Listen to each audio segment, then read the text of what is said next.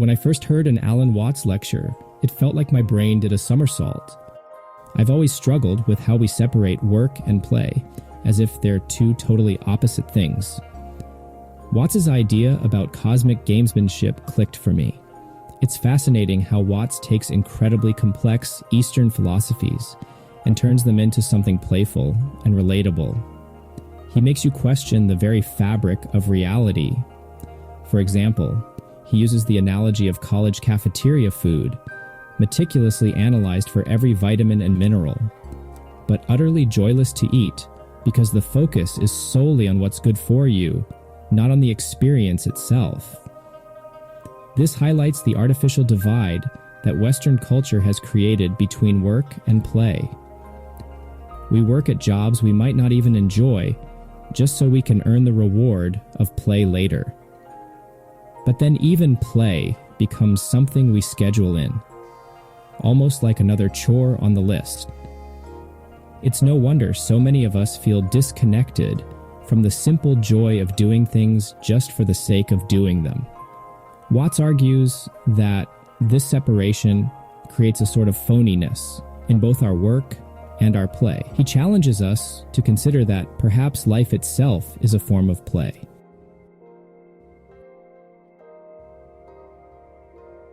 One of Watts' most mind-bending concepts is the idea that time is an illusion. We schedule our days around it, but Watts draws a parallel between time and the equator. Both are measurements, not tangible entities. You can't grab hold of time. So, we're so busy chasing a future that doesn't really exist that we miss the richness of the present moment. We gulp down instant coffee and microwave TV dinners in the name of saving time, but in doing so, we sacrifice the quality of the experience. Watts urges us to slow down and appreciate the beauty of the present moment, to be present not just physically, but mentally and emotionally, and to embrace the now as the only reality we truly have.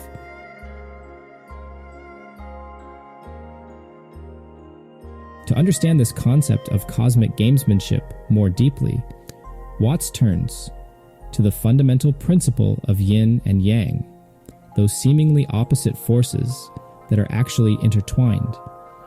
They are not separate entities, but two sides of the same coin, constantly interacting and defining each other. Think of a mountain with a sunny side and a shady side. You can't have one without the other. They exist in relationship to one another, and this is true for all aspects of life. Light and darkness, joy and sorrow, even work and play. They arise mutually, each giving meaning to the other. Trying to separate them or make one side dominant disrupts the harmony of the game. Watts uses the powerful image of a samurai who learned to find bliss under the sword lifted high. This highlights the Zen philosophy of accepting what is, even the things we find frightening or unpleasant. Instead of viewing fear as an enemy to be defeated, we can learn to accept it as a natural part of life. Watts argues that the self only exists in relation to the other. He uses the thought experiment of a single ball in space. Without any other object for reference, you can't even say if the ball is moving or still. Its existence only becomes meaningful in relation to something else. So, we need the other to define who we are. Watts suggests that the whole universe depends on each individual within it. Just as a rainbow requires an observer, reality requires a perceiver. Watts also uses the analogy of a group to explore this further. Seemingly opposing groups actually define each other. We need the other, even those we might consider our enemies, to solidify our own sense of belonging and identity. This concept applies to the natural world too. Predators and prey might seem opposed, but they actually exist in an intricate dance of interdependence. Conflict, when contained within a framework of mutual respect, can be a source of growth and vitality. It keeps us on our toes, forces us to adapt and evolve, and is all part of the cosmic dance. To navigate this dance, Watts introduces another fascinating tool, the I Ching, the ancient Chinese book of divination. The I Ching consists of 64 hexagrams, each representing a different configuration of energy and offering guidance on how to approach a particular situation. Watts argues that even when we try to be purely rational and logical in our decision-making, we ultimately rely on a leap of intuition. The I Ching provides a framework for tapping into that deeper wisdom and aligning ourselves with the flow of the universe. We've covered a lot of ground here, from the illusion of time to the dance of yin and yang. The emphasis on relativity and interdependence stands out to me. Everything is connected.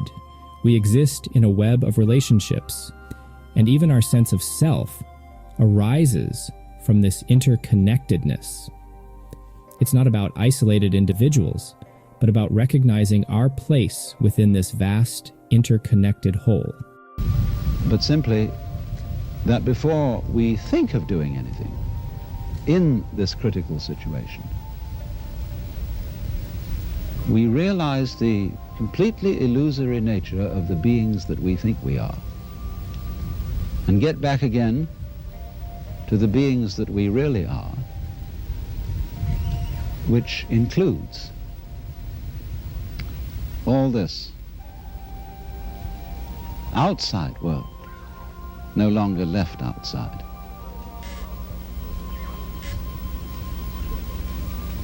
This leads us to another intriguing aspect of Watts's cosmic gamesmanship, the question of death. Watts offers a different perspective on death, suggesting that our fear stems from a misunderstanding of what death actually is. He uses the analogy of a wave on the ocean. Life and death are like the crest and trough of that wave, both part of the same cycle, the same flow of energy. Watts invites us to consider that death might not be the end we think it is. He suggests that our personal identity, the ego, might not be as solid as we think. He compares it to a whirlpool in a river, a distinct form constantly changing and made up of different water molecules that flow in and out. Similarly, our individual selves are in constant flux, made up of thoughts, emotions, and sensations that are always changing. Our sense of I is more like a pattern. Let us delve into the fascinating concept of individual consciousness. Watts proposes that our individual consciousness is like a temporary configuration within a larger flow of energy. This idea challenges the conventional understanding of life and death. Watts suggests that death might be akin to a whirlpool dissolving back into the river, with individual consciousness merging back into the universal consciousness. This perspective reframes death from annihilation to transformation. It's a mind-blowing concept that shifts our focus from clinging to our individual identities to recognizing our interconnectedness with the larger flow of life. This invites us to embrace the constant change and transformation at the heart of existence. While these are big and complex ideas, Watts encourages us to approach them with a sense of playfulness and curiosity rather than fear.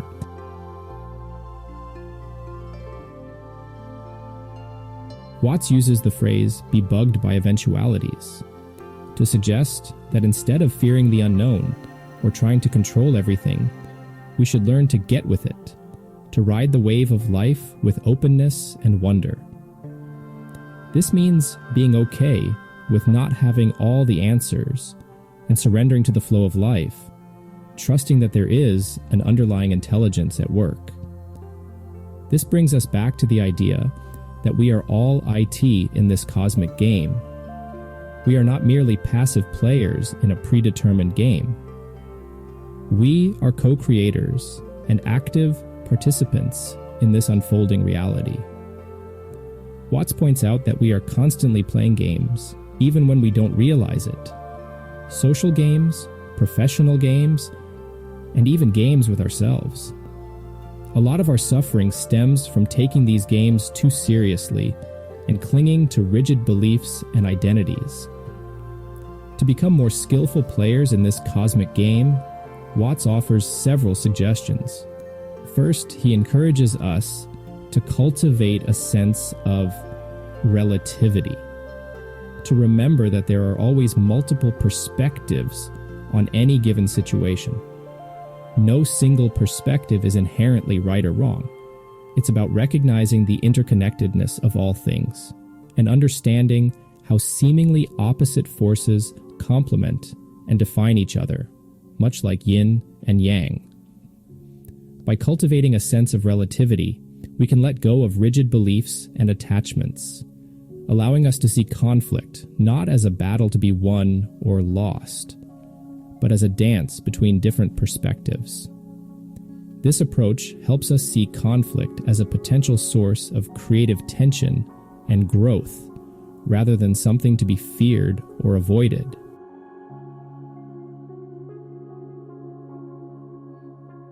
Another important element of cosmic gamesmanship is humor. Watts suggests that humor is essential for navigating the paradoxes and absurdities of life. When we can laugh at ourselves and the whole cosmic situation, it takes the pressure off. It allows us to see the humor in it all, detach from taking things too seriously, and play the game with more lightness and joy. Watts also emphasizes the importance of intuition. He argues that even our most rational scientific decisions ultimately rely on a leap of intuition. Practices like meditation can help quiet the mind and connect with this deeper knowing. It's not just about formal meditation, but also about finding a sense of flow and presence in everyday activities, like playing music, dancing, or simply being in nature. Trusting the process of the game means knowing that even when things seem chaotic or uncertain, there is an underlying intelligence at work. This brings us back to the notion that we are all IT in this cosmic game, and that we have the power to co-create our reality. It's about choosing how we play the game.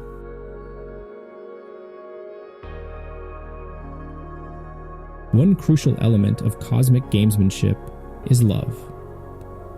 Watts emphasizes that love is not just a feeling, but a way of being in the world.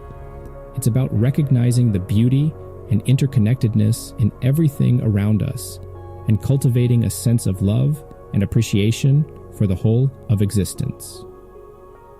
This includes seeing the universe as a grand interconnected dance and feeling a sense of awe and wonder at the miracle of being alive, by understanding the importance of being present. Watts reminds us that the real magic happens when we can be present with what is. It's not about achieving a perfect state of enlightenment, but about embracing the whole messy, unpredictable journey of life, bumps and all. He playfully puts it as being bugged by eventualities. This means learning to dance with the unexpected, riding the humor and beauty, and the ever-changing flow of experience. That's the heart of it. Watts constantly emphasizes the interconnectedness of all things. We are not isolated individuals, but threads woven into the vast tapestry of the cosmos. So, perhaps the key to cosmic gamesmanship is letting go of the illusion of separation. It's about recognizing our inherent unity with all of existence, and embracing the game with a sense of joy, wonder, and above all, love.